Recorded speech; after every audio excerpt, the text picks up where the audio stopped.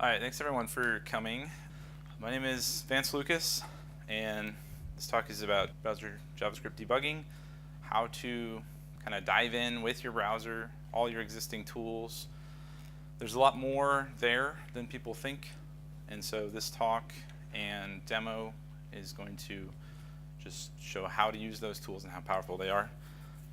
This talk is in two parts. The first talk, or the first part, really probably about 15 minutes or so, is going to be slides. It's going to be an overview showing you what's there, and then I'm going to have a demo for the whole rest of the time. And it's not like an internet demo or a live coding or anything. I've just got a demo app. To really show you the power of the tools, I've got to use an instrumentation that's there. I've got to have a live app that kind of shows you how the tools are used and what they measure and the meaning of all the charts and stuff that they produce. So this slide is kind of what's important to me and what I do. I'm from the United States, so Oklahoma City area. You can find me on the web at vancelucas.com, @vlucas. Christian. I work at Oracle. I worked at NetSuite. Oracle bought NetSuite late last year, so I'm at Oracle now. I'm a principal software engineer there and team lead for all of our JavaScript development in the office. So I've previously been PHP full-time for PHP was one of my first languages, started when PHP 3 was relatively new, when I was very young, and then probably like 12 years old or something. And I've been at NetSuite, I started full-time JavaScript, and I've been there for about 3 years now. So kind of made a transition from full-time PHP to full-time JavaScript, and learned a lot of things along the way. And this talk actually comes from a problem I had at work that I had to really dig in and figure out what was going on. In Oklahoma City, I've been there for about, I think, 13, 14 years. And I'm part of since this is like what's important to me, I run a nonprofit foundation called Techlahoma, techlahoma.org. It's basically an umbrella nonprofit that supports all the user groups in the area. We run a conference, and it all started out of running a user group. So if you're not part of a local user group, I know Amsterdam has a a local PHP user group as well as other tech groups. If you're not part of a user group, get plugged in. That's kind of where all this started, Techlahoma and then the conference, and it kind of just grew out of that. This is my family here. I have 3 kids, my wife back there, and there's not pictured here. There's a new addition to our family, about 10 months old, and it's my Ford. It's my new baby, and I just like to get a little laugh going to get everyone kind of comfortable, break the ice. So now the serious stuff. Your browser is your IDE. I know with a lot of other languages, people use IDEs, Java, .NET, any statically compiled language certainly makes heavy use of IDEs. PHP, you might not use one, but you might use like VS Code or WebStorm or something like that. That's kind of like an IDE. Well, the browser, if you use JavaScript, the browser can be your IDE. And all the tools are there. So the whole point of this slide is to say that JavaScript's in a unique position as far as languages go, that more money has been spent on JavaScript than I think almost any other programming language in the world at this point. You have Google, you have Microsoft, you have Mozilla dumping hundreds of millions of dollars into making JavaScript faster, into making debug tools that are slightly better than the other person's because it benefits literally everyone. So all of their work, you get to benefit from all of that work. And the same can't really be said of too many other languages. There's not a bunch of companies competing to make PHP faster. There's really only one, Zend, and some contributors. So this is what I think this is probably the single thing that makes JavaScript as fast as it is with its execution model, is just all the R&D work that's gone in there that everyone benefits from. So all the examples I'm going to show are from Google Chrome, but all of these features are available in any modern browser. So I'm going to go over things like a timeline, profiler, console, inspector, So all the screenshots and the demo is in Chrome, but if you're using another browser, Opera isn't up here, but all this stuff is in Opera as well. If you're on Windows, Microsoft Edge is actually a really good browser. Way better than IE, for sure. And they have F12 dev tools that are comparable to everything I'm going to show. And then Firefox, of course, and Safari as well. So the available tools, just a quick list. Most people are familiar with the top two. Generally, everyone's used a console, kind of an interactive console to run commands and do things, and then the element inspector, as far as right-clicking on an element and stuff. But there's debugging in there as well with breakpoints and execute, and you can step through exactly how your JavaScript executes right in your browser. So if you're wondering, you know, what AJAX events happen, or if you want to break on a DOM node, when a DOM node changes, you can do that. When you want to break on a click or some other event, you can set breakpoints on that. You can set breakpoints on your code. So it has a sources tab, and you can pull up and set breakpoints on code at specific lines, all kinds of stuff. The network is probably another tab most people are familiar with, just inspecting what kind of AJAX requests go out and the responses and things like that. It also has a very good timeline and performance tab. The screenshots, I'm going to show the timeline. It was called timeline, and in the recent Chrome update, they changed it to performance. So screenshots are one version out of date. And then profile, basically take a snapshot for you of what's in memory right now. And you can go through it. So what JavaScript objects are in memory, what are their properties, what are their values, all that kind of stuff.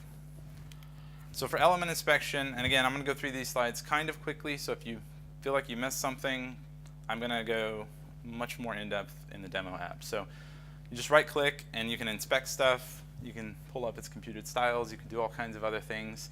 This is really useful for JavaScript applications specifically, because a lot of times what's in source, if you view source, is not the markup that you're going to see if it's client-side rendered. So the element inspector is always going to show you the source as it is on the page right now. So super useful for JavaScript apps where you view source and it's like a blank page, which is not helpful at all. And then you can set breakpoints on DOM nodes. So in the inspector, you can actually right-click on something and then set a breakpoint on various things. Really 3 things right now, but we'll get into those later. The console is a good tool. I put this up here as a screenshot just to tell people that you shouldn't believe anything you read on the internet that's a screenshot, because it's trivially easy to change the contents of a web page, any web page, with the console. So right here, I just popped open the console. I typed the $sign to see if jQuery was available, and it was. So then I right-clicked on the text of the tweet to inspect it. I got the selector, filled it in with jQuery, and changed the text. It actually changed the text of all the tweets replies below it, too. So kind of messed up on the selector, but you get the point. You can also, using the element inspector, change attributes of DOM nodes. So you can actually, at the root body node, if you add a content editable tag, you can actually just double-click on anything on the page and just edit it straight up and take a screenshot. So if you see a screenshot going around, try to get a link to the source tweet or Facebook post or whatever, Instagram or whatever news article it is, instead of a lot of people just see an image and they like retweet it. Anyway, that's all I should. That's all I show that for. So as for the actual debugging, this is the source window. If you're debugging your JavaScript, you're going to spend a lot of time in the sources tab. And that's, of the tabs at the top, I'm on the sources now. And so this is really the main area where you're going to be interactive debugging with your code, because it's going to show you what's loaded, what's been downloaded from the server, what's the content look like. You can pretty print it out, so it's better formatted if it's all like compressed and mangled together. This is where you can set breakpoints and other things that I'll show you. Network tab. So this is kind of the tab that I started with, and again, I say most people are probably familiar most with the console, the element inspector, and then the network tab. That was certainly me before I had to dig into all this stuff for work. Basically what happened is, at work we got a support ticket that came in and said, hey, your stuff is loading slow, would you take a look? And I'm going, it doesn't load slow for anyone else. Why is it loading slow for this particular page? That's weird. And the way our application works is I'm on a team that's building a drag and drop CMS all in JavaScript on top of an e-commerce platform. And so for this particular e-commerce platform, you can do a lot of customizations. And so what had happened in this case was the clue that I got here was this arrow. So these two requests are actually sent out from our JavaScript file. The same file, back to back. Two AJAX requests, they don't depend on one another, right? So the second request is not waiting on the first one to finish. They literally get fired out at the same time.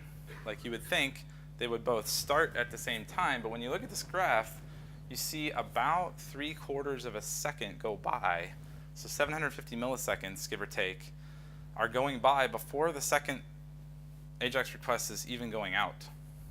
And so, and it's not blocked in a chunk because another 2 more requests happen after that. So, and what I mean by blocked in a chunk is a lot of modern browsers, Chrome especially, are configured to send so many HTTP requests at a time. And this is 6 at a time, so that's why you see 6, a group of stuff. So it sends 6 out at a time before it starts a new HTTP request. So it doesn't start like 200 at a time and DDoS the server. But so what's causing this gap? These 2 requests are going out at the same time. I know it's not our code. So then I have to figure out why is this happening only on this site and not any other time.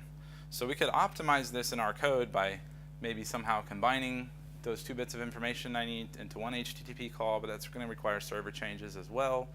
And due to the nature of how our particular setup is, those don't happen very quickly because the back end there is all Java and there's a deployment process they have to follow. So doing a back end change is not going to be a quick thing. We kind of have to fix it in our JavaScript, so we can't combine those calls just yet for this particular bug fix. So I have to start digging in.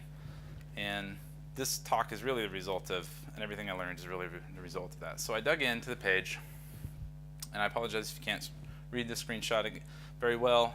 This is kind of the overview. We'll dig into the demo app. But in short, this is a really bad timeline graph. And it's bad, it looks really bad because you see the large blocks of yellow? That's all time spent in scripting. That's all JavaScript execution time. So that means that it's spending the bulk of this page load all just executing JavaScript. There's something going on there. You see all there's big red bars. Here, I'll show with the mouse. That'll be easier to see.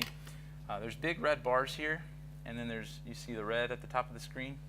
This basically means that we're blocking with JavaScript. So this was fun at work because I got to point the finger at the other team. I say, no, it's their fault. It's not our fault. But this is JavaScript customizations that have been added to the base e-commerce platform that we're working on that are blocking the event loop in JavaScript. And if you're not familiar with how JavaScript executes, it's single-threaded. So if you don't do work asynchronously, it can block other events from going out. And that's why that delay is there. And so we'll dig into this more a little bit later, and I'll show you. The last thing I will show you real quick, and this is only one type of memory profile, but this is a memory snapshot of everything that's in the page at the same time. And this is, I just dug in to this one, and you can go as deep as you want. You can sort by memory usage, object count, stuff like that. This is the AJAX request that's coming back that's kind of holding our stuff up. So when I was digging into that, I used well, it's not up. There's a flame graph you can get. Okay, demo. So let's switch over. Okay, I'll go like this. Wow, I don't need to make that. All right, let me adjust the sizes of everything here so I can get you a good, everyone can see better. Okay. Okay, so this is kind of the demo JavaScript app that I made, and then the corresponding stuff I'm going to show you. And that's why I've kind of, the app is not so much important as the stuff I'm going to show you, so I've minimized the app a little bit there. Let's dig in first to blocking and non-blocking. So I'm going to do some blocking JavaScript. I'm going to switch over to the performance tab, which was the timeline tab in the screenshots. So this is the one that produces the graph, and I'm going to hit reload, and then I'm going to hit this button, and it's going to block. And I want you to pay attention to the counter up there at the top. I put the counter at the top of every page so you can kind of see what's blocking JavaScript and what's not blocking JavaScript. So when I hit that button, pay attention to that counter. So I'm going to hit the button, the counter kind of pauses for a while, and then it continues going on. So what's happening? Well, basically, I mean, in short, I've already said that we're blocking, so that's exactly what's going on. And you can tell we are, because that timer stopped and no page updates are happening at all. And if you look at the graph down here, we're spending most of our time in scripting, which is the bulk of, and that's really only because I didn't push the button for a long time. So I push that button quicker. We're spending a huge amount of time in scripting, and you see that red bar at the top. Let me turn off screenshots for a minute. Okay, and this bar at the top, we see if we mouse over this, we're getting 0 FPS for over 2 seconds. And if you're playing like a game or something online, 60 FPS is about 60 frames per second is about ideal for humans to not notice any, to make it really smooth, not laggy, not like jarring. And 0 obviously means no updates on the page are happening. So when you're profiling your code to debug it, anytime you see this huge yellow bar and these red bars here, that just tells you you're doing something blocking, and you can do it a better way. And I'll get to the better way later. This is kind of a contrived example that blocks for now. So if you wanted to figure out what was blocking, you would go to your sources tab, and you would look at the app.js. So unfortunately, I have transpiled this JavaScript. Is anyone using a bundler, like a JavaScript bundler, like Webpack or Gulp or Grunt or anything? Okay. So when you transpile JavaScript, and if this was in production mode, this would also be minified and chunked up. And if it's minified, you can, there's this button at the bottom called Pretty Print. Let me get rid of this panel. There's this button at the bottom called Pretty Print, and if you click that, it will reformat your code, but it's still probably not readable because minification also obfuscates variable names and like var a, whatever, and it's not really readable. So although we can format it, we still kind of get this huge mass of JavaScript that's not really that useful. So if you're using a bundler, what you can do,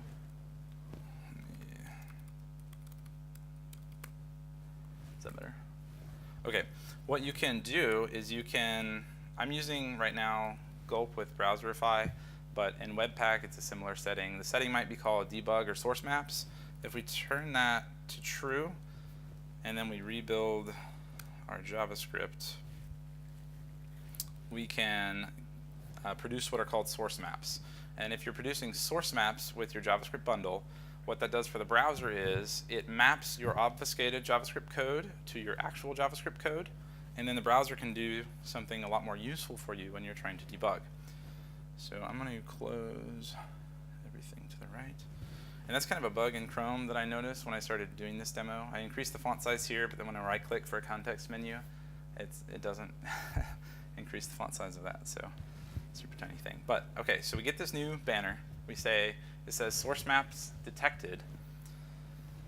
And if we click on that, so now we have, it found the source maps, and now it can map the files to, it's going to look like our real files. I'm going to dismiss this here. Okay, so what has it done now? When we open this, you see these, okay, you see these italic directories that I put in here? These are from the source map. So the source map, not only does it include source information on your JavaScript file, it also includes the location of the files, so they can make these like pseudo folders. And you know they're from the source maps because they're all italicized. So before we just had app.js there, which is our bundle, but now we actually have every file that we've added here. And this is blocking, so I'm going to click on blocking, and this is our actual class. And I'm using modern ES6, ES 2016 features for ES 2015, I should say, 2015 features. And I've just made a sleep function. So I just call this do blocking thing, makes this called sleep, and then it does its thing. So that's all the reason that it's blocking for that long. And then we can debug that. So then we can put a breakpoint there by clicking the line number. And when we rerun that script, now we're paused on that breakpoint. And when we're paused on that breakpoint, we can actually do a lot of cool things. This is normally, if you'll see this is normally like 3-column thing. So this panel that's on the bottom is normally like on the left side in a normal browser window, but I've zoomed in a lot on the text size. So if you're zoomed in or have the panel really small in width, it puts it on the bottom for you, so it's not impossible to see. So we have this call stack now we get. I'm using React for this demo, so it's going to go through a bunch of React stuff, starting with dispatch event all the way until it gets down to our onClick. And you can click on these things to see where they are in your code. So you get a super useful stack trace of live code. You can even debug stuff that's in production, apps, any JavaScript, because you're downloading that JavaScript and running it. And again, the variable names might be obfuscated because you won't get the source maps because you don't put those in production. But you can do a lot of cool things. So these are all the variables in scope. So if I had defined a variable in this do blocking thing function, I would have it on this panel in the local. I have a this keyword because it's a class, and so it has a this context. You can also watch for variables. So you can add a watch expression, which is just a variable name, and then you can see how that variable changes as you step through code. So if you're watching something that's like changing each iteration of a loop, trying to figure out what's happening to it, how it's getting mutated through your function calls, you can set a watch expression for that variable and step through your code execution by execution, and that's with these functions. So when I broke in here, now I can step into the next function call, which gets me into sleep, and it gives me a lot of contextual information. So if I was watching here for milliseconds, I can see that's 5,000 now. So I'm going to step over the function, and if I'm watching for I can see, well, I hit this, which steps out of the function, but you can step into that every loop, and when you're done, you hit the resume, and you can stop. So I'm going to remove all the breakpoints for now, and show you what something looks like when it's not blocking. So this is a contrived example, obviously, with sleep. In what was actually happening when I dug into it is they're appending a bunch of backbone views in a loop. And I have an append loop example that I will show you, and we'll really dig into how to actually solve this problem specifically. But anytime you're appending DOM nodes in a loop, every DOM operation you do causes a browser re-render, and so it's actually a really expensive operation to do in a loop, especially if you're trying to append like 10,000 items or something like that. So if we were to, I'm going to reload the page now. We're still on the performance tab, so we're going to take another performance measurement, this time of an AJAX operation, and we're going to see kind of what it should look like. So I just fetched all that content asynchronously, and you're always going to have a frame drop when you're rendering anything, but most of your time, I'm still zoomed in here, but most of your time on the page, there's only very little of it scripting instead of a huge block. So most of your time on the page should actually be idle. Ideally, this chart will be almost all white with a few spikes of scripting or rendering. And like I said, rendering is always going to be blocking. So when you write stuff to the DOM, it has to trigger a reflow, which has to pause JavaScript execution. So the goal is not no blocking at all. The goal is just minimizing blocking in manageable chunks. And you notice up here on the graph, there's no red bars. So at no point did I stop blocking, or did I stop executing everything completely. The counter's still running at the top there, and most of our page load is free and clear. This is kind of what it should look like, little spikes of things happening if you're doing everything asynchronous in JavaScript. Okay, so now we get to our append loop example, and I'll show you just start with some code.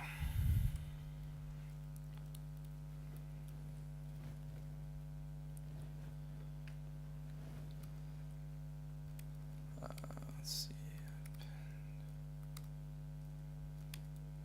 Okay, so the first example I'm going to show is kind of a naive implementation. This is really what was happening on the underlying e-commerce platform that we were trying to figure out what was going on in. They were creating items in a loop, and then they were appending them in that loop, and that's really the source of blocking. So num items here at the top of the page is 1,000, so we're appending 1,000 items. Let's just say my item, 0, 1, 2, 3, 4, 5 up to 1,000. So we're gonna click append jQuery here. I'm gonna reload, so it will trigger. If you're on the performance tab already and you reload, I'm just hitting Command R right now.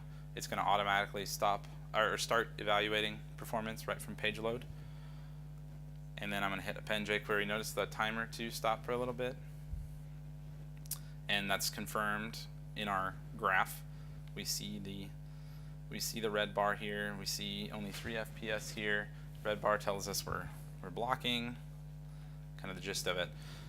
So another feature here, though, that I actually haven't showed, I mentioned it in the slides, but it's a flame graph.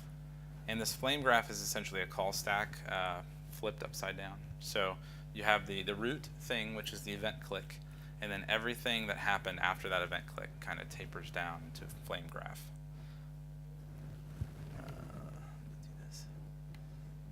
And so we get to this handle append click jQuery, and we can click on that.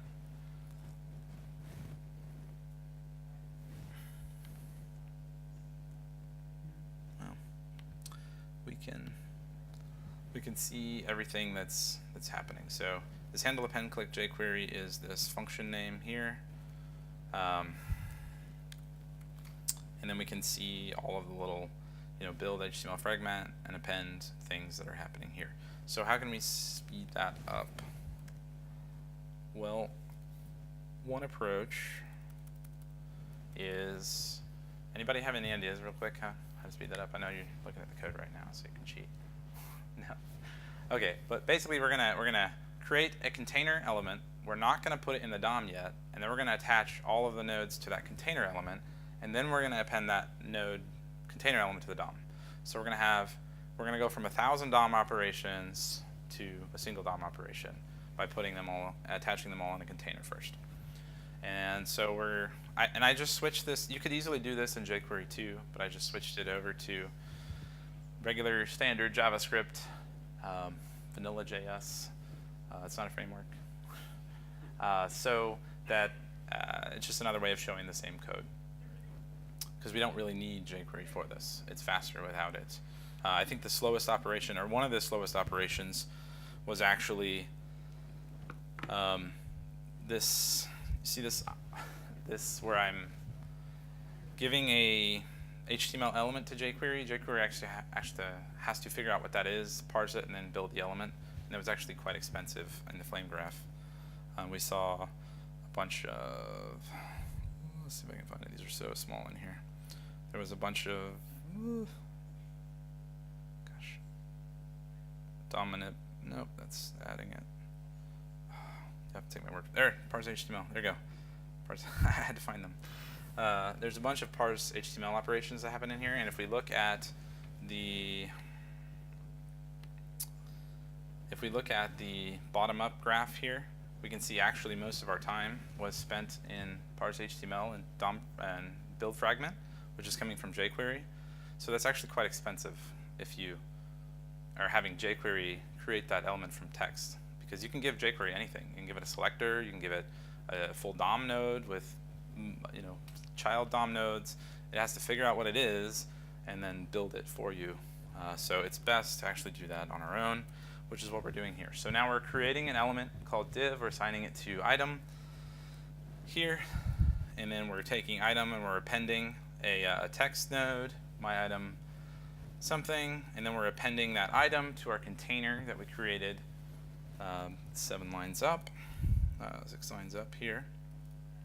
And then we're grabbing the element by ID that we want to append it to, and then we're doing that outside the loop at the end. So let's take a look at the timeline now. We all like kind of hard data to back up what we're doing. So this took about 390 milliseconds to do it this way, and it was blocking because we got that bar. So let's see what the vanilla.js operation does. We're going to refresh, and we're going to click append. The timer at the top didn't really stop that much. It did a little bit, but not too much. So let's figure out where our work is. It looks like it's here. Let's zoom in a little bit more. Okay, so notice our recalculate and our layout flow are out over here, and our total operation time is now 57 milliseconds. So that's a heck of a lot better than it was before just by pulling that out of a loop.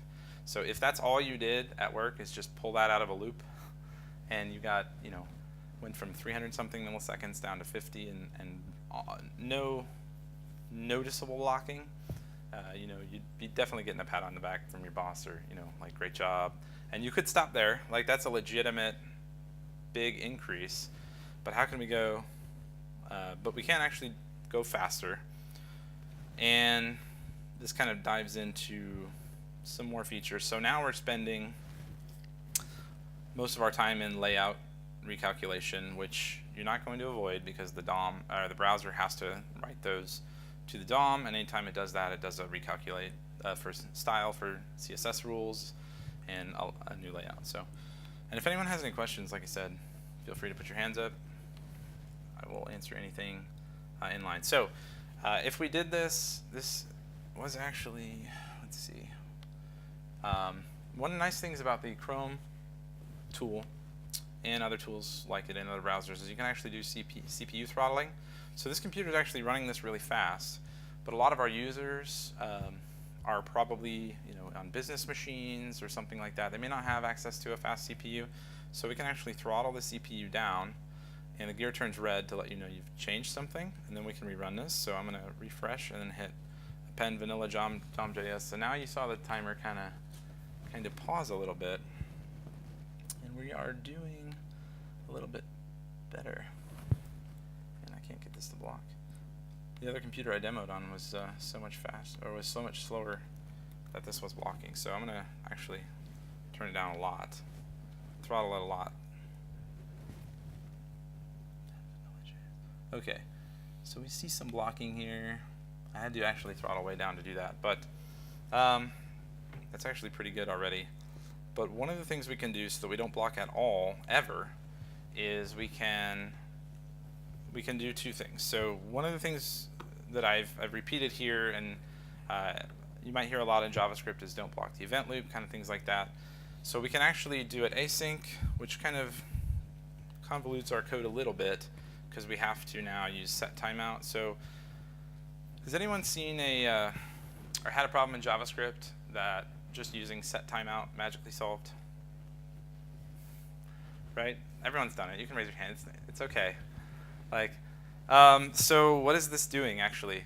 Set timeout is basically moving this operation to the next run of the event loop. That's what it's doing in JavaScript. So if you imagine a stack, a function stack, that's getting filled up and then drained as functions are calling and executing off. And this event loop is this other thing that it attaches this code. It says run this later, and then when the stack is empty, then it runs things on the event loop. So what's happening is you have a problem of ordering in the stack is what's going on. So you have some functions are running, and you need something to happen after one of the functions in the stack, but it's not getting inserted it's not getting inserted. It's not getting run. So the stack is like a, you put things on the stack and you push things off the stack, and it's executed in order. And if you want to learn more about exactly how JavaScript works, I have another talk tomorrow right before lunch, a Node.js talk that I'll go in depth on how it works. It's a really good talk if you want to know specifically why set timeout works. But it's basically deferring execution to later. So when the stack is empty, then set timeout, then stuff on the event loop runs, gets added to the stack and runs. So the reason why it works is it's deferring execution to later. If you want to see it visually again, you can see my talk tomorrow. I don't have enough time to do this now. But we're just calling it, we're creating a function that appends our nodes, and we're putting it in set timeout. So that's all we're doing. We're moving it to deferred execution. I'm going to, oh, do I still? No, okay, I didn't. I thought I still had CPU throttling. Okay, I'm going to append async. And all of our append items got appended. We're still blocking a little bit. It's a little bit better, though. So what's interesting is the call graph. So now, let me minimize this here. Remember the first time we did this synchronously, all of these little operations for stuff getting added to the DOM was at the bottom of that flame graph. Now it's off to the side. So this is what deferring the execution does. It shifts it to later. So all of our stuff is done and run here, and all of our set timeouts are called to start the timeout. But then when our functions actually get executed with a zero set timeout, they actually execute over here, and then the layout happens after that. So we're not blocking as much, but it's a longer overall time. So how can we do this asynchronously without blocking at all? Well, there's this tool in the browser called request animation frame. And has anyone ever seen code that uses request animation frame? This is good. That's a fair number of people. So if you think of it like a game loop or something, it's like every tick of the browser when it's ready to render, it says, you can give me stuff to render now. I'm ready. So instead of us telling the browser, hey, render this now, we can say, hey, browser, please let me know when you're ready, and then I'll give you some stuff to do. So it's very much a, you're asking the browser when it's ready to do something instead of forcing it to do it right now. And the difference is, it means a lot because the browser has to do a lot of cleanup. After you append DOM nodes, it has to garbage collect, it has to do a lot of things. And if you wait until it's ready to append nodes, it's already done those things and doesn't have to change its operations depending on what you do. So we're going to try that real quick. And you notice it's actually still appending DOM nodes. Like, it's not even done yet, still. But look at the graph here. So all green, no blocking at all, and we're getting 60 FPS the entire time. So what are we doing here in this code? We are doing this. We're saying request animation frame to add our DOM node, and we're appending them one at a time. So every time we're doing request animation frame, we're appending a single DOM node. So it doesn't block, and it keeps your UI smooth. Basically what we're trying to avoid here in JavaScript is, your goal is not necessarily faster execution time. Your goal is keeping the UI smooth and responsive. I know everyone in here has used an app where they click on something and then the whole UI locks and you can't do anything else. It's incredibly frustrating. So that's what we're trying to avoid in JavaScript. On the server side, you might, pretty much faster execution time is like always, get the request in, get it out, get it served. With JavaScript on the page, we don't necessarily have that limitation. We can take a longer time if it doesn't block, if it feels faster, right? It's very much a feeling for the user. So this took, what's this total?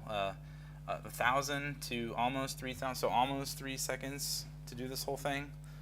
But it was never blocking, and the user's probably not going to scroll that fast anyway, right? So it feels faster to the user, and we can get away with it. But what if we actually could go faster? What if we actually could, does anyone have ideas on how we might go a little bit faster with request animation frame? Yeah.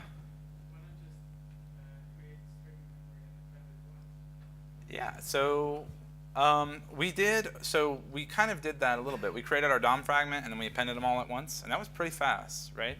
But with request animation frame, we could try that. Like we could try appending them all at once, right? So why not append? We're appending one node per frame we get. Why not try more? And so in this cycle, I've set this to 50. So we're going to try and append 50 each loop now in request animation frame. So let's check this out. And this is the faster button. So we're going to click the faster button, and that actually was really fast. All our nodes are appended.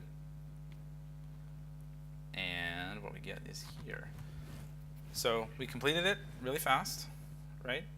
We're still getting really good frame rates, 60 FPS consistently on this device.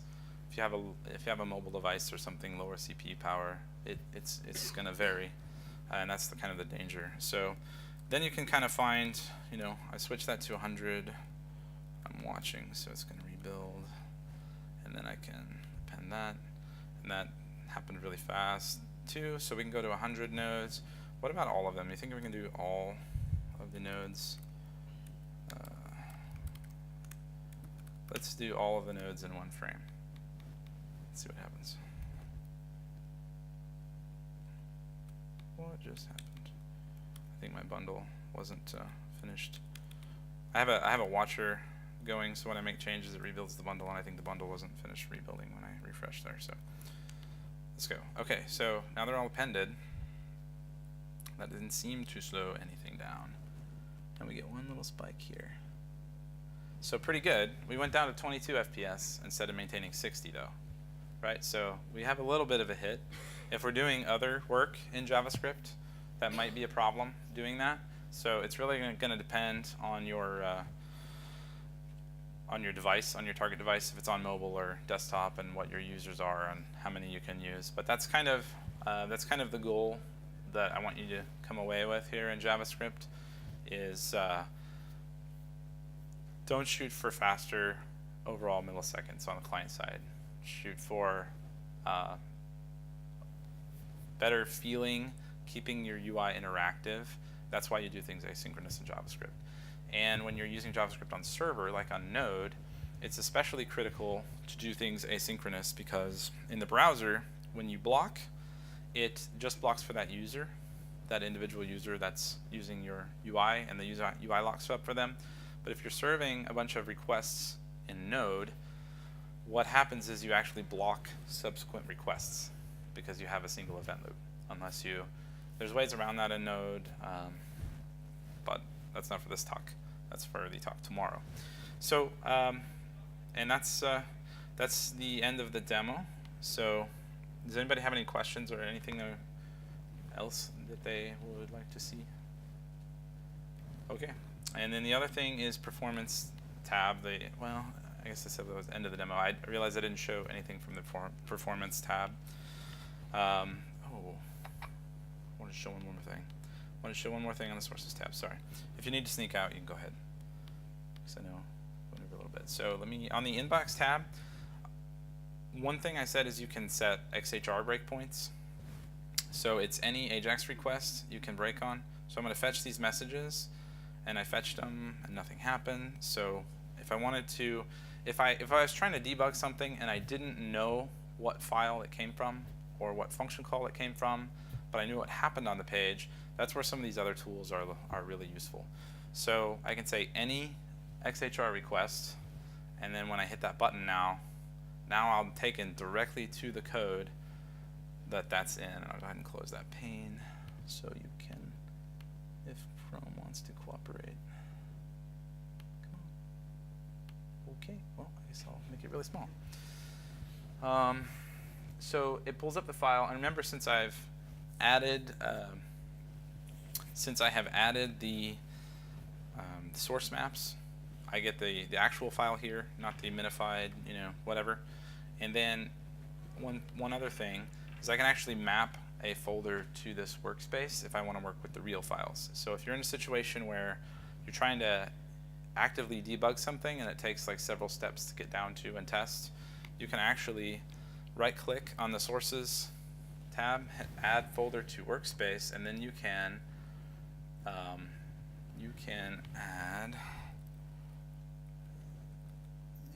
add the source file. Oh, actually, wrong folder. Browser debugging. So here we go. I can actually add this file, and as soon as I do that, Chrome asks to allow access. Chrome's UI is really weird. I increased the font size for this, but then all the prompts and stuff are super tiny still. So sorry, you can read that. It's just asking for permission to read and write to those local files. So now you see in my mapped files, I have italicized folders because those aren't actually there. Those are from the source map. But now I've added my local files, so I can pull up the actual file here and set a breakpoint on it. And then when I'm doing this, yes, I did that. Thank you, Chrome. So I'm going to set that breakpoint again. Where's my? Okay. I'm going to refresh. I'm going to hit fetch, and now it stops there. Well, I hit that, but I also have the XHR breakpoint. Let me uncheck that. So now it's going to break there because I broke there on the line, and then I can, I can change that code if I want to. So if something is broken there, that's not currently broken, but I can, do something.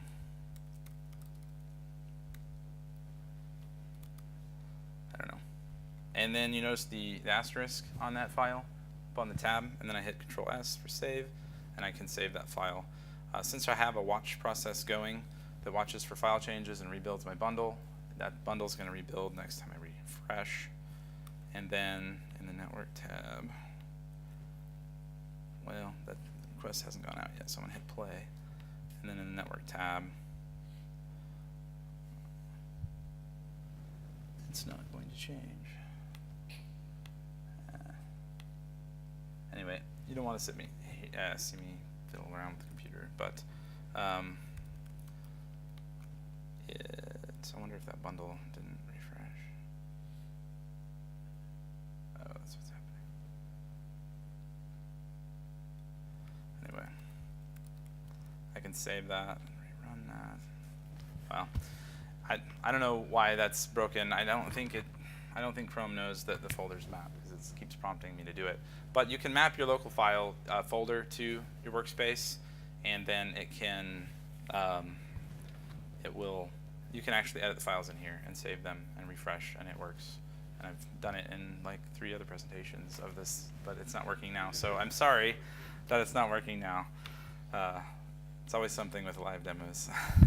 But thank you for coming. That's what I have. If you have any questions, I'd be happy to answer them. Thanks.